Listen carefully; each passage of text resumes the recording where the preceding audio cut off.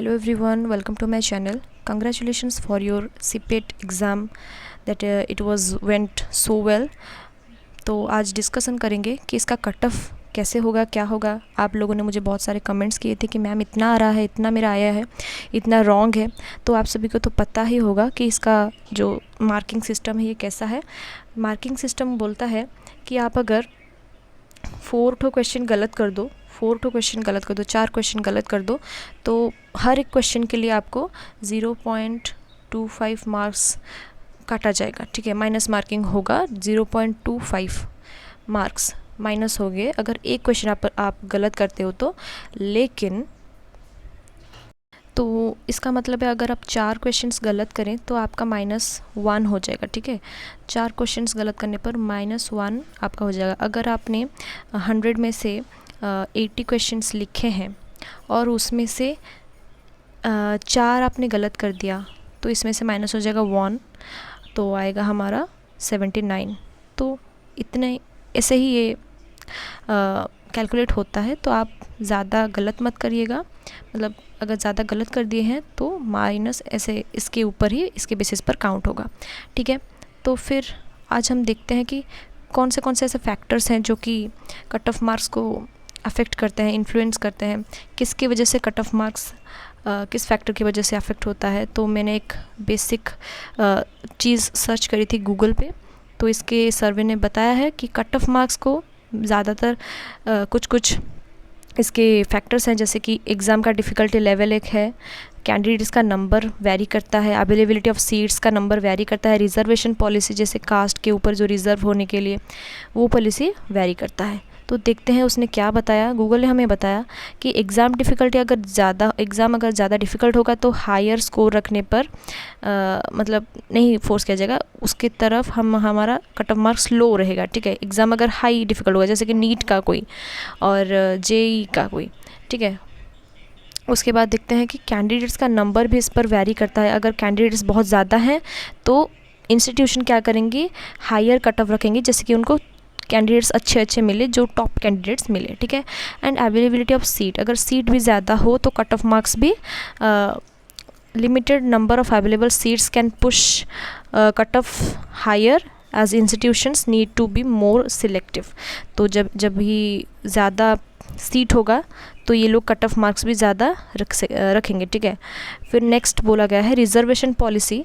जो reservation policy होता है according to some policies of government, जैसे कि कोई कास्ट के रिजर्वेशन के लिए तो ऐसे जैसे कि OBC SC ST इनके लिए अलग हैं, कुछ जनरल के लिए अलग हैं। तो देखते हैं डिफरेंट कैटेगरीज में have different cut off due to reservation policy ensuring representation from various groups. तो ये ग्रुप्स को लेके भी बहुत सारे कट ऑफ मार्क्स डिफरेंट होते हैं, मतलब सेम कॉलेज सेम सब्जेक्ट, और OBC के लिए दूसरा कट ऑफ, SC के लिए दूसरा कट ऑफ, ST के लिए दूसरा कट ऑफ, जनरल के लिए और भी हार्ड हो जाएगा। ठीक है, फिर बताया गया है कि प्रीवियस ईयर के ट्रेंड को लेकर भी, प्रीवियस ईयर के मेथड्स को लेकर भी ये भी हो सकता है कि आपका कट ऑफ ऊपर नीचे हो। ठीक है, प्रीवियस ईयर को देख के इस साल का भी कुछ ऊपर नीचे हो सकता है। फिर और एक भी बोल सकते हैं हम कि माइनस मार्किंग को लेके भी बहुत कट ऑफ हो सकता है। जैसे कि आपको पता है इस साल माइनस मार्किंग ऐड हुआ, क्वेश्चन का नंबर भी बढ़ा, 100 हो गया। और बहुत इम्पोर्टेंट बात कि कैरियर मार्क्स को कैंसिल कर दिया गया, नॉन इंक्लूड कर दिया गया। तो कैरियर मार्क्स जब नहीं मिलाया जाएगा तो कट ऑफ भी आपका बहुत जनरल, मतलब ईजी रहेगा। कट ऑफ नॉर्मल तक अब जब जो अच्छे से पढ़ाई किए होंगे तो वो ईज़िली पा सकेंगे। ठीक है, कट ऑफ मार्क्स इतना हाई नहीं जाएगा। तो इस साल चांसेस है कि कट ऑफ मार्क्स आपका नॉर्मल रहे, बेसिक रहे। तो आप खुश हो सकते हैं कि ठीक है, कट ऑफ मार्क्स सिलेक्शंस के थ्रू पर भी हम चेंज कर सकते हैं। ठीक है, तो ये तो गया एक कट ऑफ मार्क्स कैसे क्या डिसाइड होता है उसके ऊपर।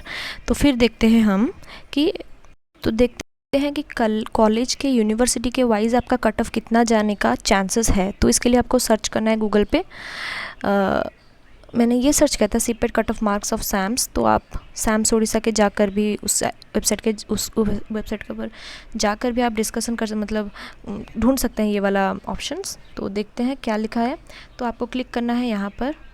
ठीक है, तो जब आपको दिखाई देगा सैम्स हायर एजुकेशन के लिए जो कट ऑफ मार्क्स का एस्टिमेशन एक इन्फॉर्मेशन दिया गया है, तो यहाँ पर आप क्या कर सकते हैं, आपका ईयर सिलेक्ट कर सकते हैं, कौन से ईयर आपने दिया था, ठीक है। ईयर सिलेक्ट करना है, फिर यूनिवर्सिटी ऑफ और कॉलेज का नाम सिलेक्ट करना है जिसका भी कट ऑफ आपको चूज़ करना है, देखना है, और कौन से सब्जेक्ट आप कौन से सब्जेक्ट में दिए हैं एग्ज़ाम, उसका सब्जेक्ट, ठीक है, देना है।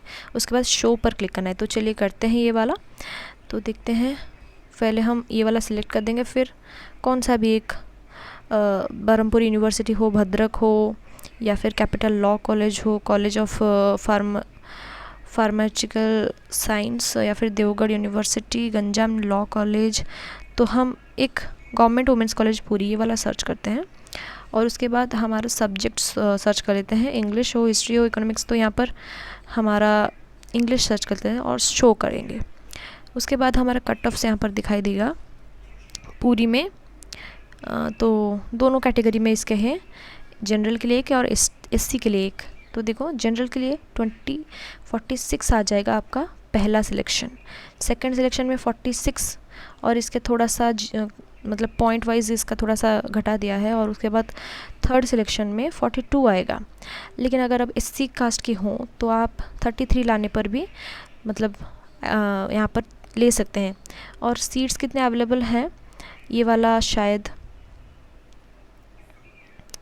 दिखाई नहीं दे रहा, यहाँ पर कहाँ पर शो नहीं हो रहा, आई थिंक अच्छा सीट्स का अवेलेबिलिटी यहाँ पर शो नहीं किया गया है, ठीक है।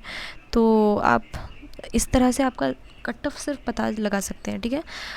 तो आपको अगर इस वीडियो में कुछ हेल्प हुआ हो, कुछ जानने को मिला हो, तो वीडियो को लाइक करें, दोस्तों के साथ शेयर करें जिन्होंने भी कोई भी सब्जेक्ट में पीजी का एंट्रेंस दिया है, तो उनको भी बहुत हेल्प होगा। तो इसीलिए आप देख सकते हैं यहाँ पर कि आपका कितना कट ऑफ गया। और अगर वीडियो आपको अच्छा लगे तो thank you, and subscribe my channel, क्योंकि ऐसे भी और सारी वीडियोस में लाती रहूँगी, ठीक है।